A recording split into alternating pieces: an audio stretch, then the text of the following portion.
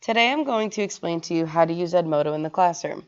Edmodo is an educational technology company offering communication, collaboration, and coaching tools to K-12 schools and teachers.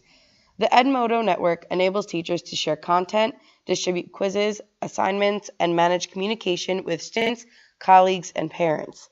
Last year I'd used it with my 9th grade algebra class as well as my 11th and 12th grade pre-calculus class. What I noticed is that would use it to explain any upcoming quizzes, any homework assignments, or any tests that they might have. They also used it in order to showcase their work. So last year we did a lot of work with Desmos, and what my students would do would post their work and then get feedback from other students. I have not yet created a quiz on here, but I know that if I were to do so, my kids would do phenomenally.